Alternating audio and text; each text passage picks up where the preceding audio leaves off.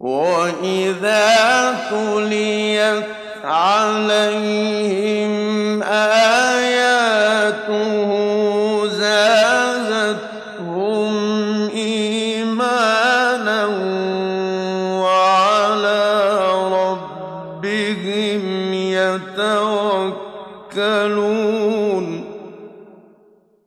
আল্লাহ তাআলা এক্সাম্পল দিচ্ছেন, উদাহরণ দিচ্ছেন একটি গ্রামের উদাহরণ, যে গ্রামটি নিরাপত্তার সাথে তাদের সুখ শান্তিতে তারা ছিল, তাদের রিজিক আসতো ভালো, রিজিকের কোনো টানাটানি ছিল না, রিজিকের প্রশস্ততা ছিল। কিন্তু ফাকাফারাত বিআনআমিল্লাহ, তারা আল্লাহর নিয়ামতকে মানতে অস্বীকার করলো, অস্বীকৃতি জানালো, আল্লাহর নিয়ামতকে কবুল করলো না। ফাআযাকাহাল্লাহু লিবাসাল জু'i ওয়াল খাউফ, আল্লাহ তাআলা তাদেরকে দুর্ভিক্ষ এবং ভীতিকর পরিস্থিতির পোশাক পরিয়ে দিলেন। বিমা কানু ইয়াসনাউন, তারা যে অপকর্ম করেছিল এই কারণে।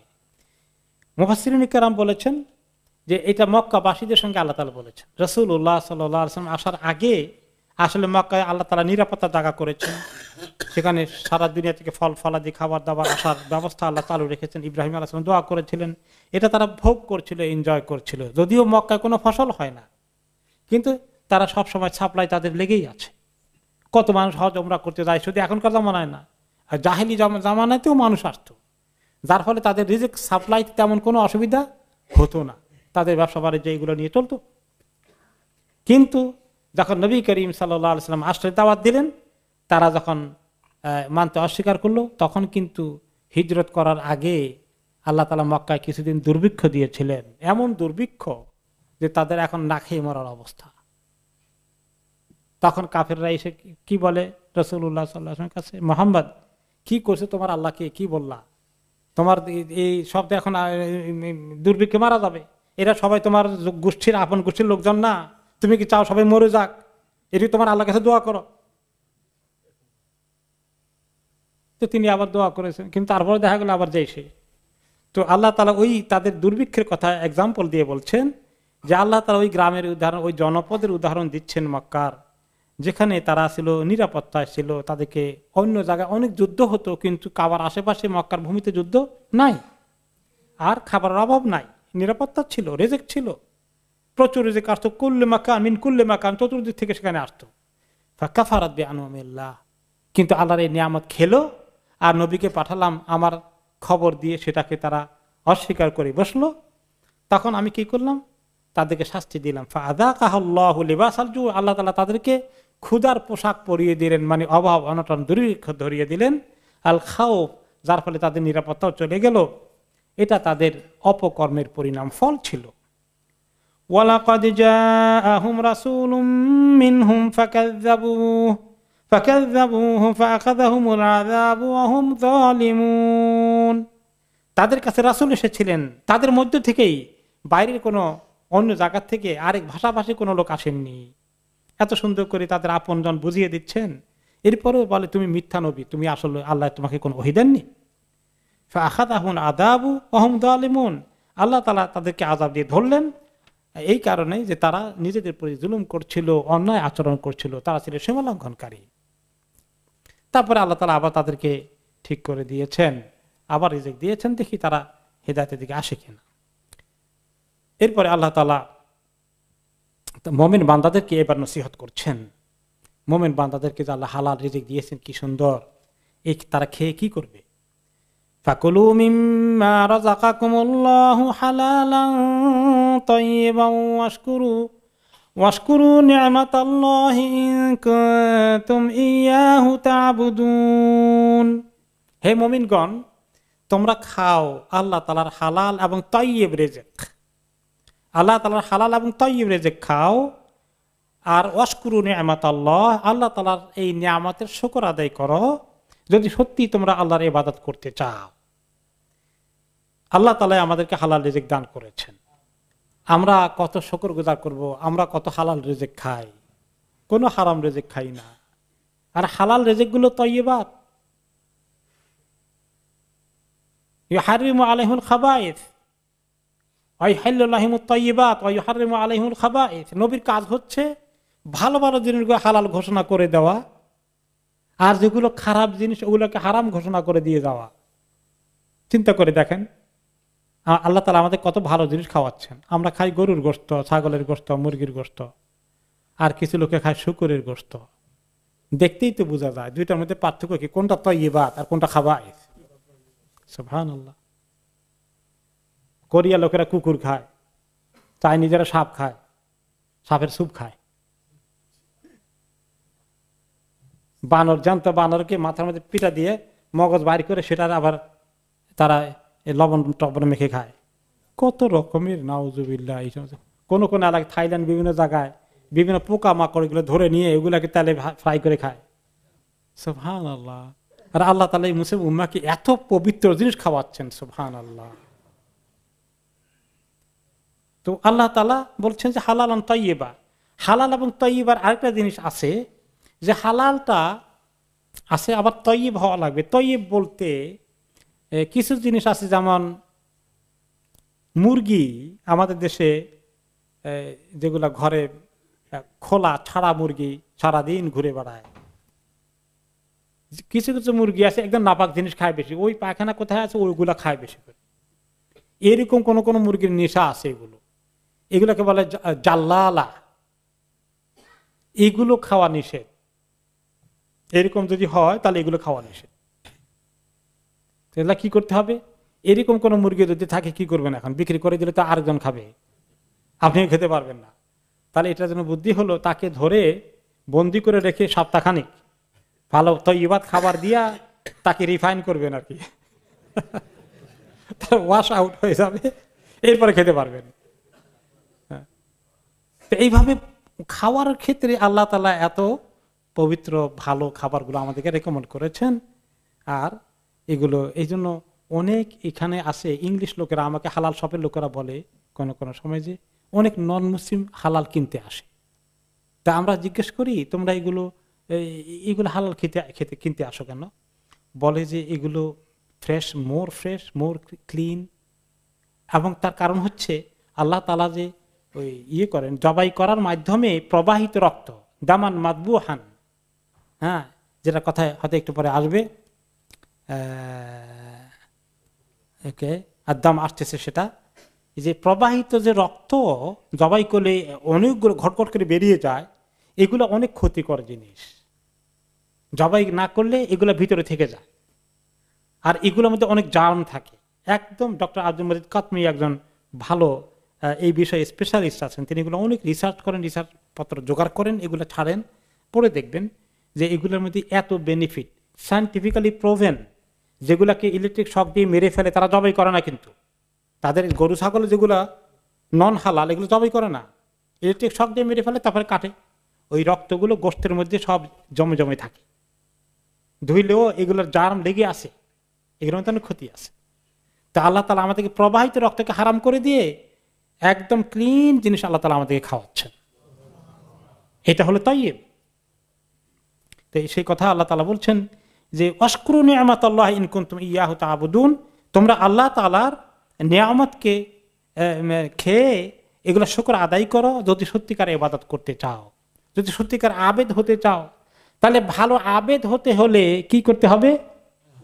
আল্লাহ শুকর আদায় করতে হবে বেশি। যেই ব্যক্তির জীবনে শুকর বেশি আছে, আল্লাহ তাআলা শুকরিয়া, আল্লাহ তাআলা আমাকে অনেক ভালো রেখেছেন, আলহামদুলিল্লাহ, কত নিয়ামত আল্লাহ দিয়েছেন, এইগুলো বেশি বেশি মনে করে, উচ্চারণ করে, বলা বলি করে, মন থেকে আল্লাহর কাছে বারে বারে শুকর আদায় করে, এই ব্যক্তি অনেক বড় আবেদ হয়ে গেল। আর যে ব্যক্তি খালি কমপ্লেন করে, আরে অসুখ আর যাই না, কি করে বলেন তো দেখি, কত ডাক্তারের কাছে গেলাম কোনো লাভ হয় না, খালি কমপ্লেন, খালি কমপ্লেন, শুকর নাই। তো তার জন্য সে আল্লাহর বেশি ভালো ইবাদত করতে পারলো না, ভালো আবেদ হতে পারলো না।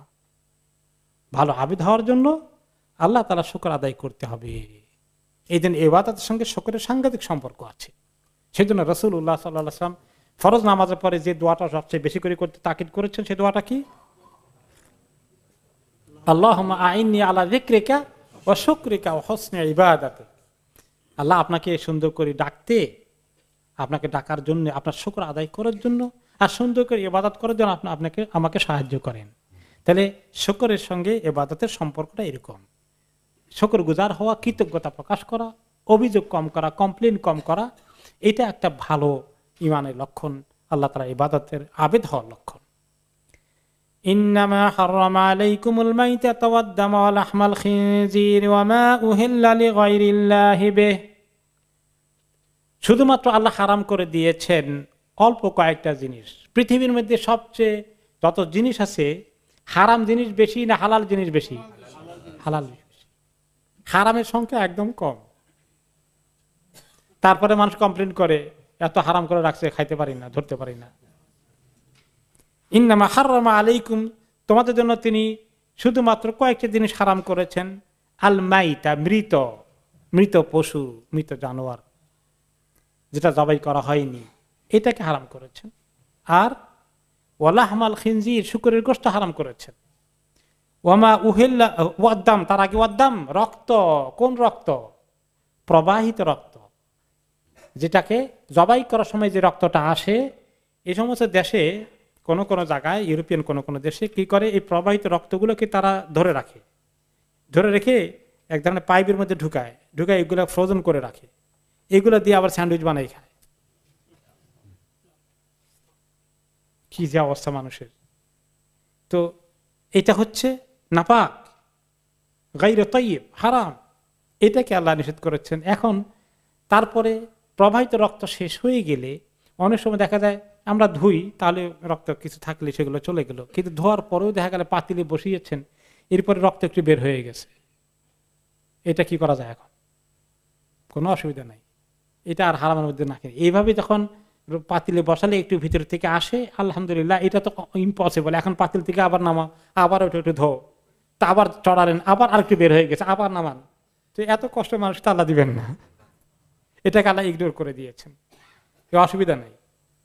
এমনকি কোনো জায়গায় এমন হয়েছে যে আপনাদের পানি নাই, গোশত ধুইতেও পারবেন না, তাহলে ওইটা ওই অবস্থায় পাক করে খেলেও জায়েজ আছে। কারণ যেটা হারাম অংশটা প্রবাহিত রক্ত জবাই করার সঙ্গে বেড়ে চলে গেছে, বাকিটা আমাদের একটু রুচি লাগে না, না ধুইলে কেমনে খাই, সেই জন্য আমরা একটু ধুই আর কি। কিন্তু যদি কোনো জায়গায় পানির আকাল থাকে, পানির অভাব থাকে, তাহলে না ধুইলেও যদি পাক করে সেটাও খাওয়া যায়। কাজে আর চিন্তা করবেন না, পাতিলে চড়িয়েছেন, মুরগি থেকে একটু রক্ত হাড্ডি থেকে বের হয়ে গেল, গোশত থেকে একটু আসলো, এটা নিয়ে যদিও একটু রুচিতে কেমন কেমন লাগে আর কি, কিন্তু এটা শরীয়তের দৃষ্টিতে আর কোনো অসুবিধা নেই। শুকরের গোশত গেল। ওয়ামা উহিল্লা লিগাইরিল্লাহি বিহি, আর যে জানোয়ার আল্লাহর নাম ছাড়া জবাই করা হয়েছে, এই পশুর গোশত খাওয়া যাবে না। হালাল পশু হলেও, গরু হালাল, ছাগল হালাল, কিন্তু এটা জবাই করেছে অমুসলিম, মূর্তির নামে করেছে বা কোনো নামই নাই, তাহলে এইটা আমাদের জন্য খাওয়া হারাম।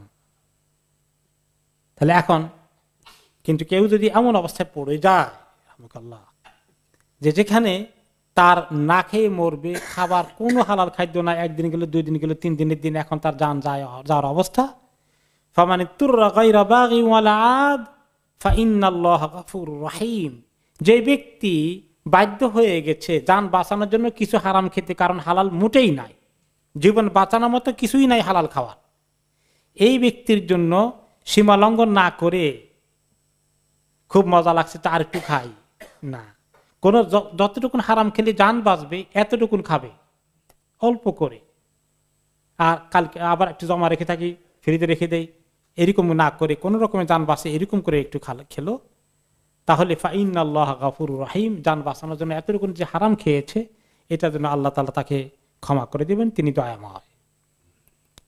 এখন এই যে আমরা বিভিন্ন ইউরোপিয়ান দেশে বা পাশ্চাত্যে যে সমস্ত গোশতগুলো সুপার মার্কেটে বা নন মুসলিম শপে পাওয়া যায়, নন হালাল গোশত, এগুলো খাওয়া জায়েজ নাই, কারণ এগুলোকে ওমা উহিল্লা লিগাইরিল্লাহি বিহি, শুধুমাত্র এক্সেপশন হয়েছে যে তাআম ও আহলিল কিতাব, এক্সেপশন এখান থেকে আল্লাহ তাআলা আমাদের করে দিয়েছেন। খ্রিস্টান এবং ইহুদি যদি কোনো প্রাণীকে জবাই করে, হালাল প্রাণীকে, গরু, ছাগল, মুরগি ইত্যাদি, কোন খ্রিস্টান যদি জবাই করে ইলেকট্রিক শক না, জবাই করে, এবং সে খ্রিস্টান, জবাই করে সে ইহুদি, তাহলে এইরকম হালাল প্রাণীর গোশত খাওয়া আমাদের জন্য জায়েজ আছে।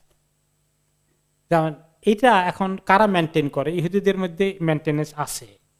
তাদের এই খাবারটা যেটা তারা যেটা জবাই করে এটাকে কি বলা হয়, কোষার।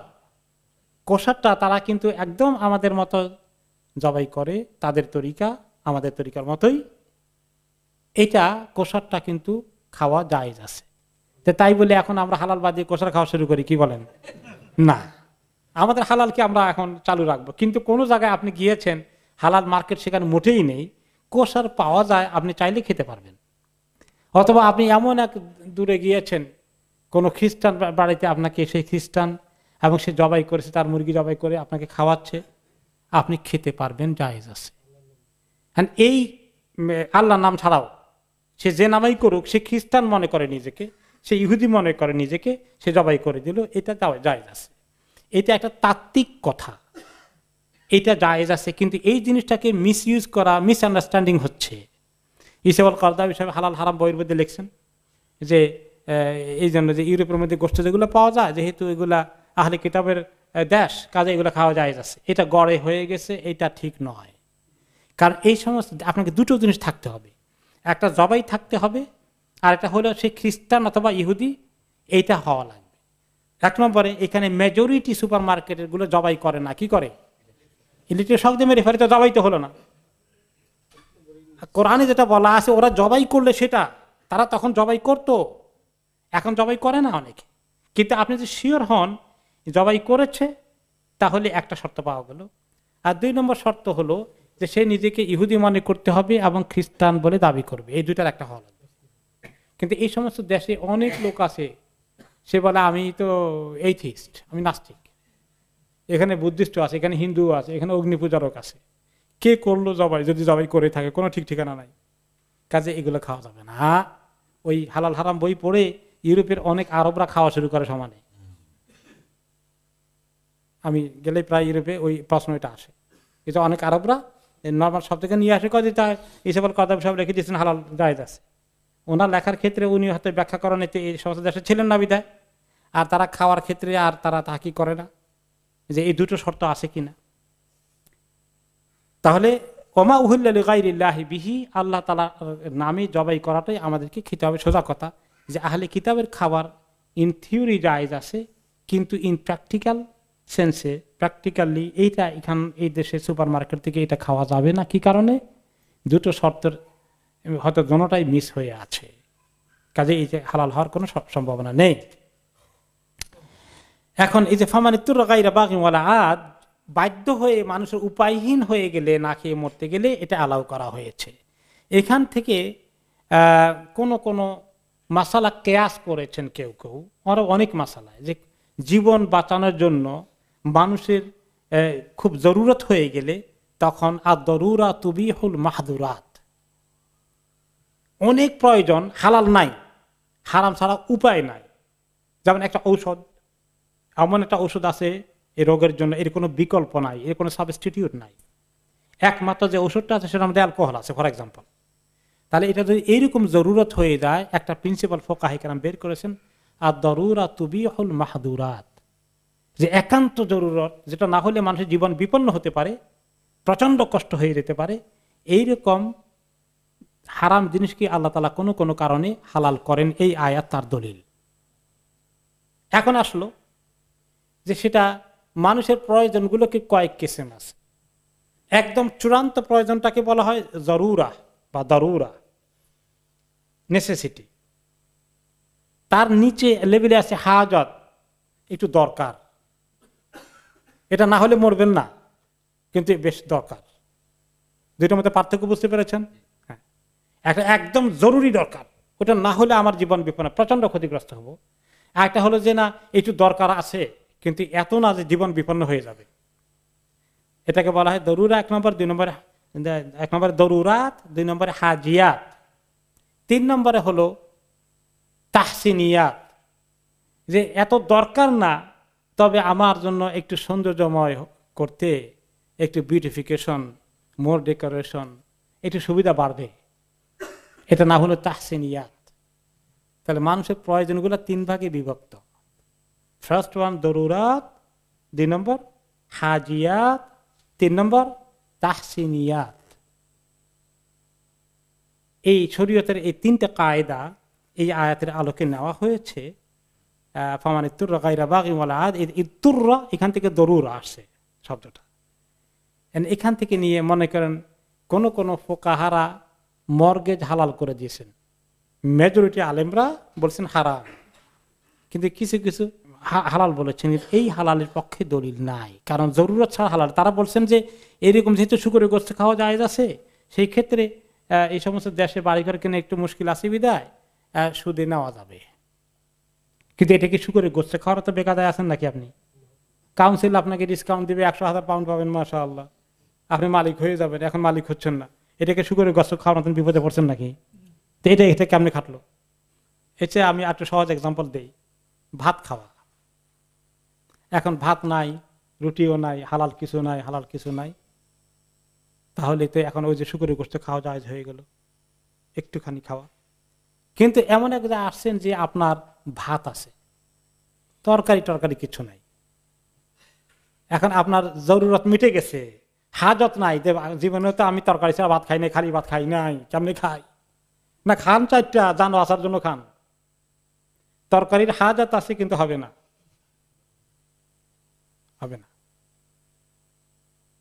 তো এখন বলে এটা হলো হাজতের এক্সাম্পল পাইলেন, যে তরকারিটা হাজত আর ভাতটা হলো জরুরত। আর তাহসিনিয়াত কি? যে ভাতও আছে, একটু তরকারিও আছে, কিন্তু এত ড্রাই, গলায় খালি কেমন আটকে যায় ভাব। ঝোলওয়ালা একটা আছে, ওইটার মধ্যে আবার একটু খাইতে সুবিধা হবে, ওইটার মধ্যে হারাম আছে। এটা হয়ে গেল তাহসিনিয়াত। না, ওইটা দিতে পারবেন না। হ্যাঁ, ওইটা দিতে পারবেন না। তাহলে এটা হলো এইভাবে লেভেল ঠিক করা হয়েছে। তো আল্লাহ তাআলা আমাদেরকে অবস্থা সাংঘাতিক কঠিন হয়ে গেলে আল্লাহ তাআলা কিছু ছাড় দিয়েছেন, কিন্তু এই ক্ষেত্রে খেয়াল করতে হবে আল হাজাতু তুনাজ্জালু মানজিলাতাদ দারুরা, কিন্তু সেটাও আবার আল হাজাতু দারুরা তুকাদ্দারু বিকদরিহা, কদ্দুর খাবেন, যদ্দুর খালে জান বাঁচবে। আপনি এত করে বেশি করে খেতে পারবেন না, আপনার জান বাঁচানোর পরিমাণ অনুযায়ী খেতে হবে। এই জন্য আদ দারুরাতু তুকাদ্দারু বিকদরিহা, এগুলো প্রিন্সিপাল অনেক ক্ষেত্রে আমরা জানলে সুবিধা, তা না হলে কোনো কোনো ক্ষেত্রে কিছু ফতুয়া পাওয়া যায়। হঠাৎ করে মানুষ দিয়ে একটা কোরআন আয়াতের রেফারেন্স দিয়ে একটা ফতুয়া দিয়ে দিল, এই সমস্ত উসুলকে অবজার্ভ করলো না, তাহলে কিন্তু এই জন্য আপনাকে একজন নির্ভরযোগ্য মুফতির ফতুয়া নিতে হবে যদি এই জাতীয় কাজ করতে হয়। এরপরে আল্লাহ তাআলা আমাদেরকে নসিহত করছেন, আমরা শেষ করে দেবো 2-4 মিনিটের মধ্যে ইনশাআল্লাহ। ولا تقولوا لما تصف ألسنتكم الكذب هذا حلال وهذا حرام لتفتروا على الله الكذب। খবরদার, তোমাদের নিজেদের জবান দ্বারা নিজেরা বানিয়ে বানিয়ে বলো না, না জেনে কোরআন হাদিস থেকে যে এইটা হালাল এইটা হারাম, যাতে করে আল্লাহ তাআলার ব্যাপারে তোমরা মিথ্যা কথা বলে দিবা। মুফতিকে ফতোয়া দিতে হলে কত সতর্ক থাকতে হবে, কারণ মুফতি যদি বলে আপনার জন্য হালাল আছে এটা, কিন্তু যদি আল্লাহর কাছে হালাল না হয়, মুফতি যখন হালাল বলে তাকে বলতে হবে যে আল্লাহর দৃষ্টিতে এটা হালাল। এই জন্য যারা ফতুয়া দেন তাদেরকে তারা মুয়াক্কে, আমি বলছিলাম আরেকদিন, তারা আল্লাহর পক্ষ থেকে ফতুয়ার মধ্যে সিগনেচার করে। ইমাম ইবনুল কাইয়িম রাহমাতুল্লাহ আলাইহি তাদেরকে এই ফতুয়ার আদব শেখানোর জন্য, ফতুয়ার উসুল শেখানোর জন্য, ফতুয়ার নিয়ম পদ্ধতি শেখার জন্য তিনি একটা কিতাব লিখেছেন, তার নাম হচ্ছে ইলামুল মুওয়াক্কিন আন রাব্বিল আলামিন। যারা রব্বুল আলামিন আল্লাহর পক্ষ থেকে ফতুয়ার মধ্যে সাইন করে, ওই সমস্ত আলেমদের জন্য এই কিতাব। মুয়াক্কি মানে সিগনেটরি, আলেমকে মুফতিকে সে আল্লাহর পক্ষ থেকে সিগনেচার করছে ফতুয়ার মধ্যে। লিমা তাসিফু আলসিনাতুন কাযিবা হাদা হালাল হাদা হারাম, খবরদার এরকম যদি বলো লিতাফতারু আলাল্লাহিল কাযিব, তুমি আল্লাহ তাআলার ব্যাপারে মিথ্যা কথা বলে দিলা, মিথ্যা ফতোয়া দিয়ে দিলা। আল্লাহ এটাকে হালাল বলেন নাই, আরেকটা তুমি হারাম বলে দিলে, আল্লাহ এটাকে হারাম বলেননি। সাবধান, নিজের মন গড়া এইভাবে বলো না। এই সমস্ত কোরআন হাদিসের সব কিছু জেনে তাহকিক করে কনফার্ম হয়ে তারপরে তোমরা এরকম কথা উচ্চারণ করবে। এই জন্য সাধারণ মানুষ ফতুয়া হালাল হারাম বলে দেওয়া কিন্তু খুব সহজে বলা ঠিক নয়, সহজেই বলা ঠিক নয়। কোনো জিনিসকে এভাবে হালাল বলে দেওয়া, যেটা হারাম আছে সেটাকে হালাল বলে দেওয়া, হালালকে হারাম বলে দেওয়া, এটা অনেক বড় দায়িত্ব। এটা সাহাবায়ে কেরাম যখন একসঙ্গে থাকতেন, 100 জন থাকতেন, তাবিরা বলতেন যে একজনে ফতোয়া দিতে চাইতেন না, বলতে ওনাকে জিজ্ঞাসা করেন, ওনাকে জিজ্ঞাসা করেন, ওনাকে জিজ্ঞাসা করেন, এত ভয় করতেন। ইন্নাল্লাযীনা ইফতারুনা আলাল্লাহিল কাযিবা লা ইফলিহুন, যারা আল্লাহ তাআলার ব্যাপারে মিথ্যা কথা আরোপ করে, মিথ্যা ফতোয়া দিয়ে দেয়, অন্যায় ফতোয়া দেয়, তাহকিক করে না, তারা কখনো কামিয়াব হবে না।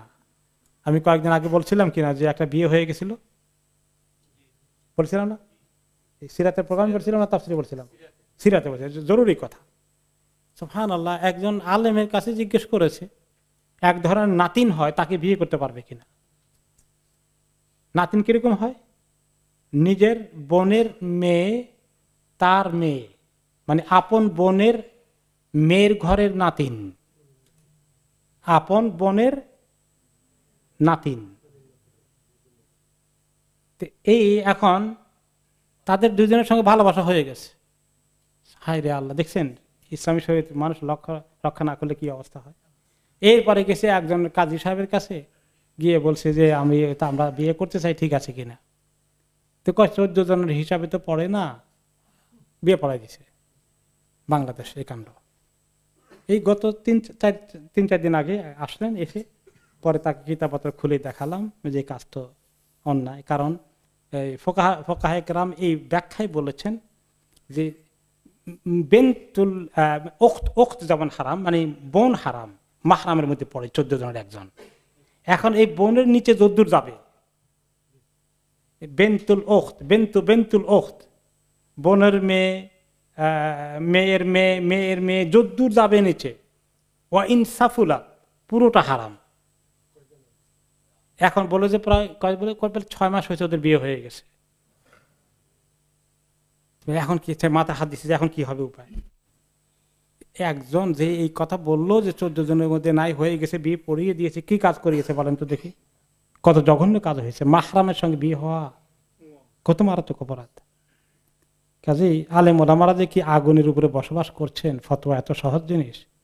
আর লোকেরা অনেক সময় জটিল জটিল ফতোয়া জিজ্ঞাসা করে হাঁটতে হাঁটতে, বাজারে দেখা হয়েছে ফতোয়া জিজ্ঞাসা করছে, বাথরুমে যাচ্ছি ফতোয়া জিজ্ঞাসা করতেছে। সুবহানাল্লাহ। এই জন্য এটা বোঝানোর জন্য একজন ইমাম কিতাব লিখছেন, আদাবুল মুফতি ওয়াল মুস্তাফতি, যে ফতোয়া দিব মুফতির কি কি আদব থাকা দরকার, আর মুস্তাফতি যে ফতোয়া জিজ্ঞাসা করে তার কি কি আদব থাকা দরকার। এখন খবরদারি ওই কিতাব না পড়ে ফতোয়া জিজ্ঞাসা করবেন না, বুঝতে পেরেছেন? এগুলো এত হালকা জিনিস না, সিরিয়াসলি নিতে হয় দিনের বিষয়টাকে। আল্লাহ তাআলা আমাদেরকে তৌফিক দান করুন।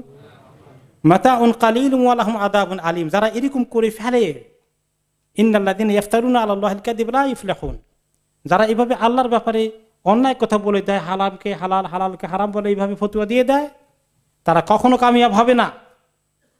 মাতাউন কালিলুম ওয়া লাহুম আযাবুন আলীম, তারা যদি অল্প কিছুদিনের কিছু সবাই সুযোগ সুবিধা ভোগ করতে পারে, কিন্তু কঠিন আযাব তাদের ইন্তজার করছে। কোন কোন সময় সরকারের চাপে ফতোয়া দিয়ে দিতে হয়, তাই না? জালিম শাসক আলেমদের থেকে ফতোয়া আদায় করে, শরীয়তের স্পিরিটের খেলাফ। তো কোন কোন মুফতি চাকরি ঠিক রাখার জন্য ফতোয়া দিয়ে দেয়। তো মাতাউন কালিল, অল্প কয়দিন ভোগ করবা, তারপরে কি আছে? ওয়া লাহুম আযাবুন আলীম, তাদের জন্য কঠিন শাস্তি রয়েছে। নাসালুল্লাহ আল আফওয়া ওয়াল আফিয়া।